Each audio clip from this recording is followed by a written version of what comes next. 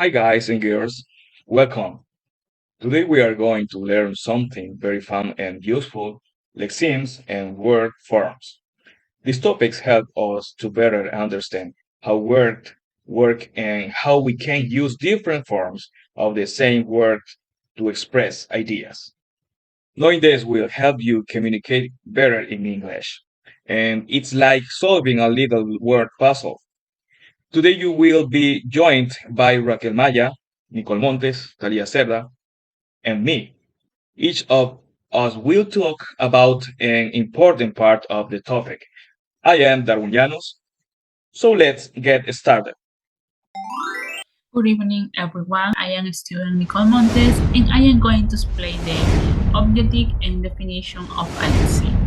So, well, in this tutorial prepared by my classmate, we are going to say important points, such as the definition of the topic we are going to talk about.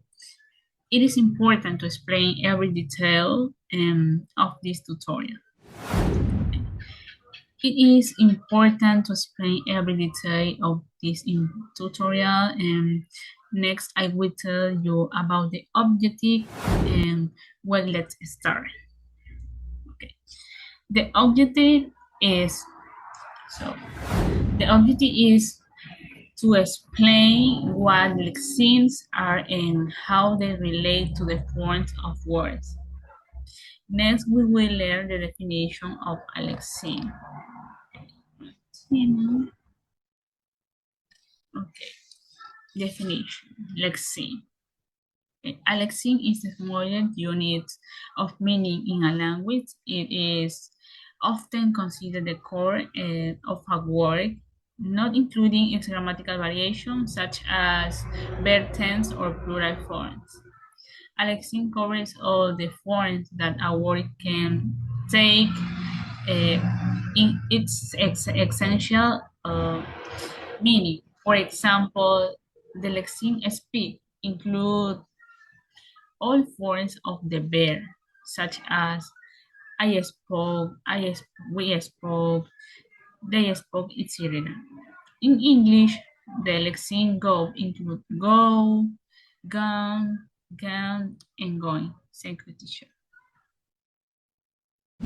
Word forms are the different versions that a word can have depending on the grammatical context.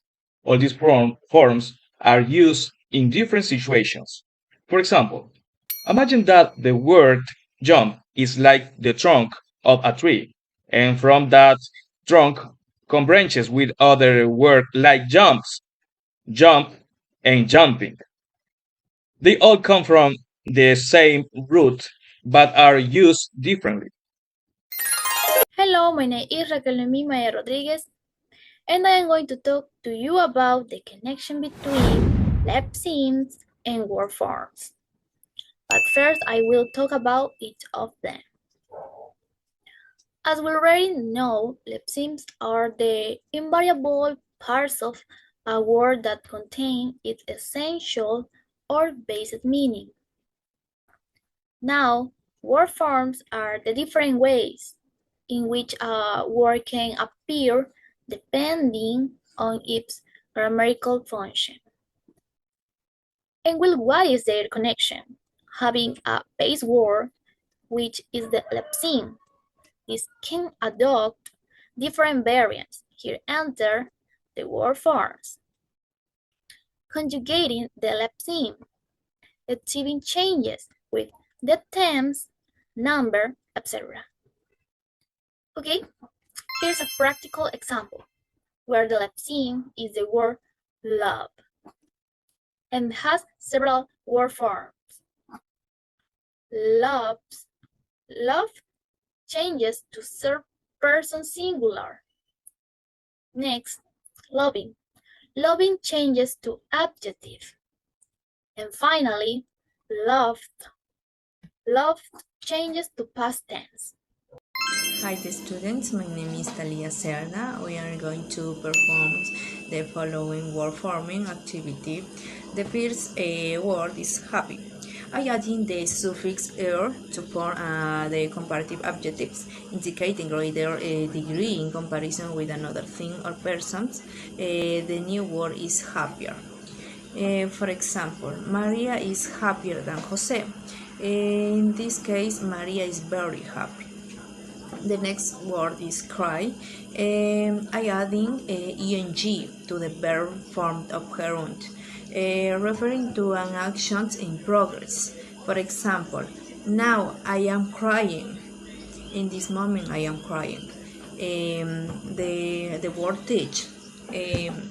I adding ear, forming the word teacher. Here we create a noun describing the person who teaches. For example, my teacher, the new word teacher, is good at teaching mathematics. Yeah, the next word is paint. I adding ed to indicate the simple parts of the verb. For example, I painted the picture last week in the indicated past.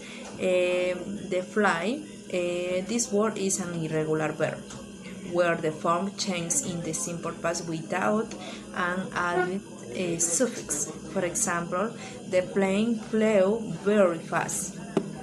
The the word sad. I add in the suffix net. It's from the noun. The new word is sadness. For example, children show their sadness by crying. For last word is drink. This is an irregular verb.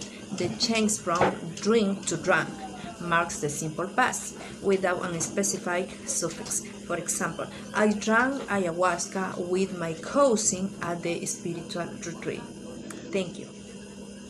We also have additional resources, which are 2 videos, which are on YouTube, a document in which you can deepen on both topics.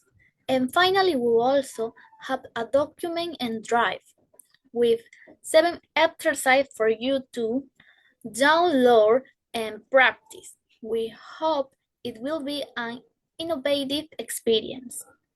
Before I forget, in the description of the video are all the additional resources. Thanks for watching the video. Bye bye.